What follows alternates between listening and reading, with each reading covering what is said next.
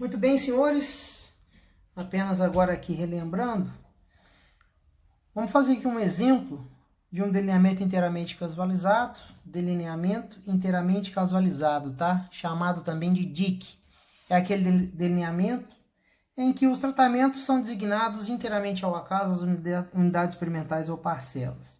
Esse tipo de delineamento é aplicável apenas em ambientes totalmente controlados, né? Então pode ser uma câmara de crescimento, uma estufa, uma BOD, como queiram, em que nós controlamos todo e qualquer tipo de variação sistemática. De modo que, como fontes de variação nesse experimento, nós teremos apenas as variações premeditadas, que são os tratamentos, e a variação aleatória, que constitui o erro experimental ou resíduo. Vamos lembrar aqui, então, através desse experimento, um delineamento inteiramente casualizado, com 3 tratamentos e 4 repetições. Nós temos uma tabelazinha de dupla entrada, que vocês já devem ter revisado no material anterior, e também através dos vídeos anteriores, em que a primeira coluna se refere aos tratamentos 1, 2 e 3, tá? As demais colunas seguem as repetições 1, 2, 3, 4. De modo que para entendermos o total, ou para acessarmos o total, por exemplo, do tratamento 1, eu devo somar todas as observações referentes ao tratamento 1 nas suas respectivas unidades experimentais. Então, eu tenho que somar 2 mais 3 mais 4 mais 3, totalizando 12 unidades, um total de 12, tá? Em 4 unidades experimentais ou parcelas. A última coluna, então, eu tenho os totais de tratamento. E aqui na última célula da tabela, né, na última linha, na última célula, eu tenho o total geral, que seria a soma de todas as observações do ensaio. O que nos interessa basicamente aqui? Saber se existe diferença significativa na média dos tratamentos, entre as médias dos tratamentos, ou se há efeitos diferentes de tratamento no ensaio proposto, né? De modo que eu preciso fazer uma análise que a gente chama de análise da variância. E a essa análise da variância nós chamamos de ANOVA. Então, análise da variância, ou ANAVA, como queiram. Só dividir aqui.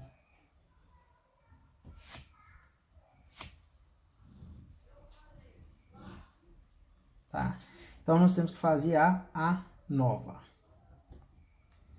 Definição de ANOVA, como está lá no nosso material, é a decomposição ortogonal das causas de variação no ensaio experimental em duas partes. Uma delas devido ao efeito de tratamento, que é a parte de variação que a gente conhece, que a gente aplicou, tá? E a outra desconhecida, que é a referente ao erro experimental ou resíduo.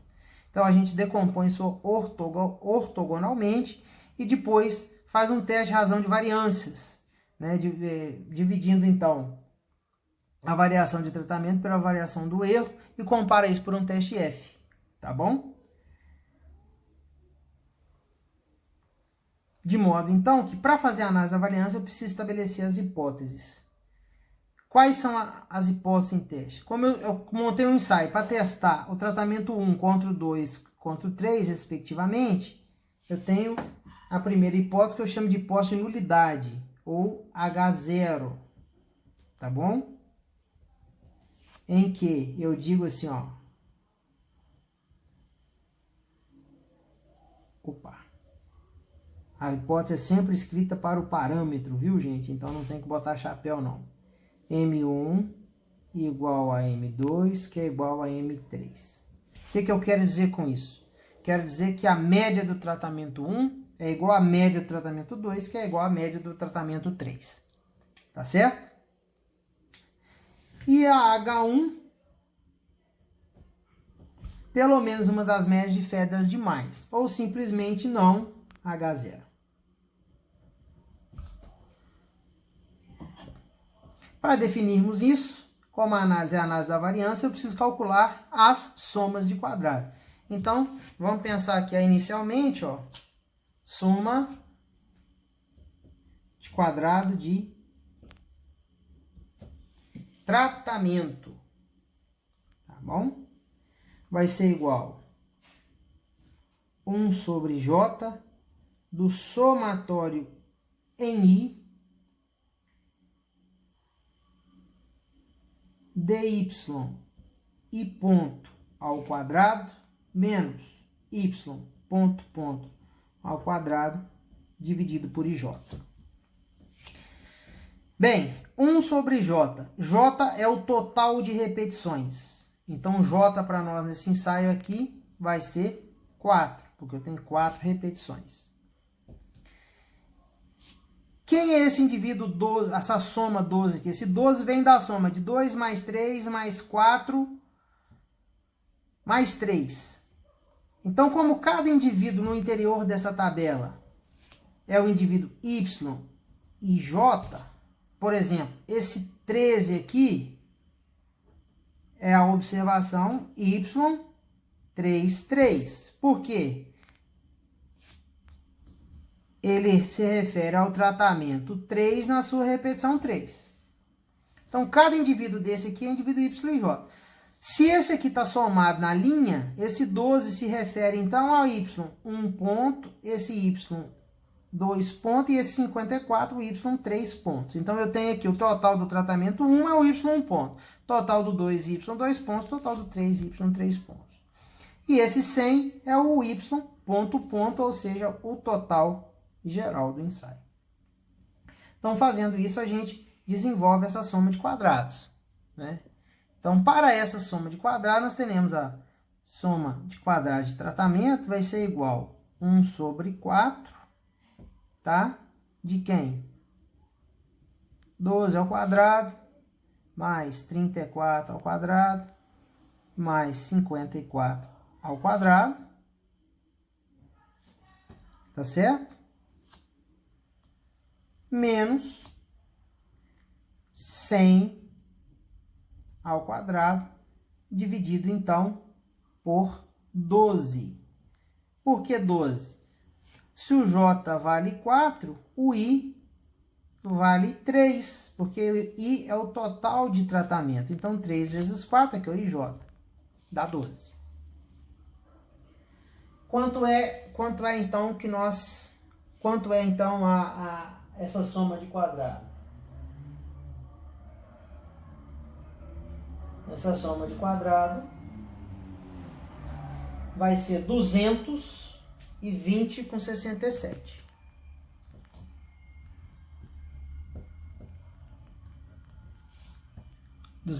Com 67. Vou pegar essa folha um pouquinho para cá, para ficar mais fácil. Então, a soma de quadrado do tratamento é resolvida. Então, vamos fazer agora a soma de quadrado total, ó. Soma de quadrado total, então, é o somatório em I, somatório em J, dy e J ao quadrado, menos y ponto ao quadrado, dividido por IJ. Ou seja, agora eu vou trabalhar a soma de quadrados de tratamento, voltando aqui, ó, eu trabalhei aonde? Vou até marcar de vermelho aqui, ó. A soma de quadrados de tratamentos, eu extraí do total de tratamento aqui, ó. Soma de quadrado de tratamento. Agora, a soma de quadrado total, eu tenho que trabalhar com as observações individuais do ensaio, ó. Então, ela vem de dentro da tabela. Então, daqui eu vou extrair a soma de quadrado total. Então, essa soma de quadrado total fica fácil. Soma de quadrado total vai ser igual, então, cada valor ao quadrado, então, 2 ao quadrado, mais 3 ao quadrado, mais 4 ao quadrado, até o último valor da tabela, 12 ao quadrado. Quantos valores eu vou somar aqui ao quadrado? 12 observações. Menos, de novo, a correção que é igual, né? Menos, então, 100 ao quadrado, dividido por 12. Essa soma de quadrado total será, então, 232 com 67. Agora, basta montarmos a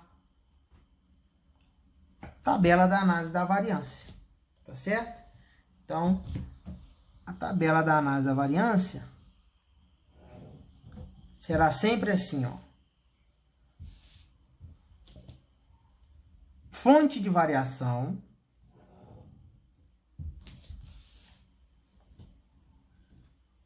vou chamar de FV. Eu disse que no DIC nós temos duas fontes de variação. Quais são elas? A premeditada, que se refere então a tratamento, e a aleatória, que é o resíduo.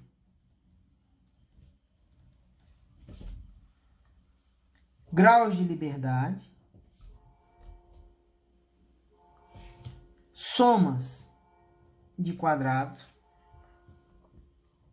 quadrado médio e o F. Vamos só lembrar, o que é um grau de liberdade? Tá? É o número mínimo de desvios que a gente precisa conhecer para saber que a soma dos desvios em relação à média é sempre nula. Tá bom? Então essa é uma definição. A outra definição pode ser também o denominador que torna um estimador não tendencioso. É uma outra definição de graus de liberdade. Então vamos lá. Quantos tratamentos nós temos? 3. 3 tratamentos. 3 menos 1. Então eu tenho 2 graus de liberdade para tratamento. Quantas observações nós temos ao total aqui? 12. Tem IJ observações. 3 vezes 4, 12. Basta olhar aqui o denominador da correção. Então, 12 menos 1, 11.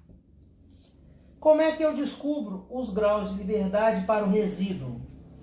Basta, então, de 11 subtrairmos 2. Ó. 11 menos 2, o que sobra é do resíduo. Então, tem 9 graus de liberdade para o resíduo. As somas de quadrado, nós vamos atuar de modo análogo. Soma de quadrado total, aqui, ó, 232 com 67.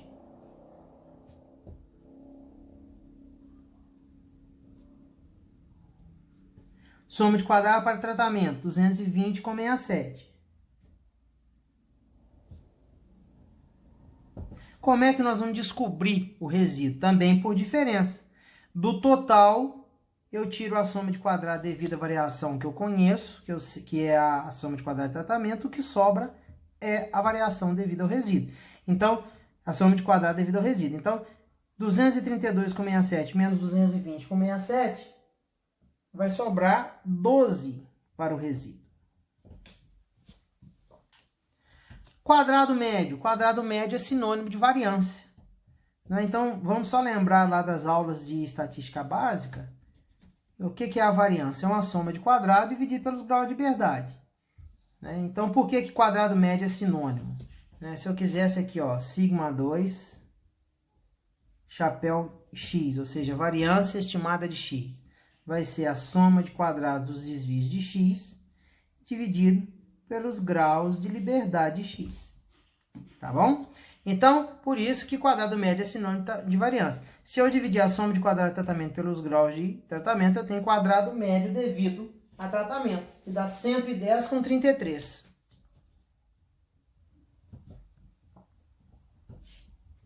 A mesma coisa para o resíduo. Ó. Como é que nós vamos descobrir o quadrado médio do resíduo? Vai ser 12 dividido por 9, que vai dar 1 com 33.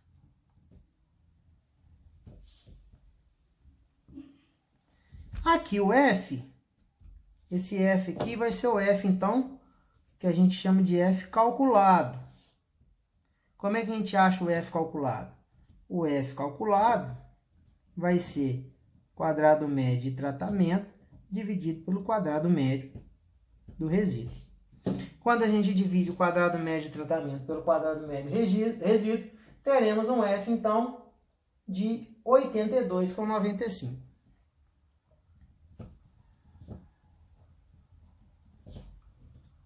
Joia? Agora nós precisamos recorrer à tabela para encontrarmos um F tabelado. Um F tab. O F tabelado, ele terá tem que achar um F tabelado aqui, ó, um F tabelado com 2 graus de liberdade para tratamento e 9 graus de liberdade para o resíduo. Agora, esse F tabelado a quantos por cento de probabilidade? Pode ser a 1%, pode ser a 5%, tá? Então, vocês vão olhar na tabela de vocês aí, ó. Vamos pegar aí um F tab a 5%. Dá 4,26. Então, nós temos aqui, ó, 4,26. Vamos lembrar do teste F, ó, de Fischer, tá? Não ficou muito legal aqui o desenho. Vamos trocar de papel aqui para ficar um desenho melhor. Só um minutinho. Não, vamos fazer nesse cantinho aqui, ó.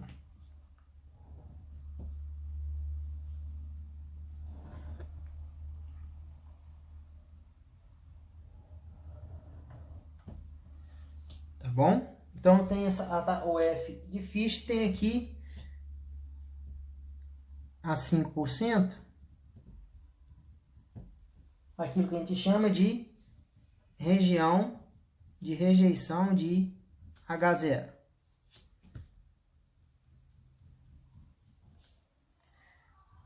E aqui, tabelado, nós vamos ter 4,26. Quanto é que nós achamos calculado aqui, ó?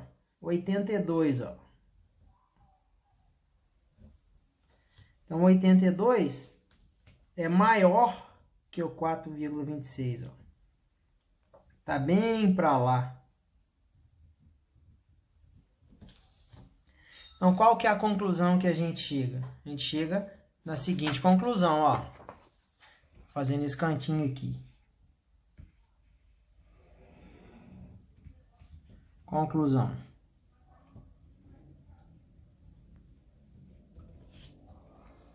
Como F calculado maior que F tabelado a 5% de probabilidade com 2,9 graus de liberdade, rejeita-se H0. Logo, existe pelo menos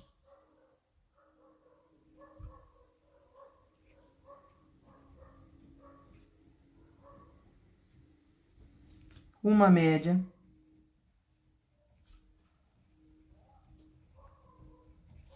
dentre as médias de tratamentos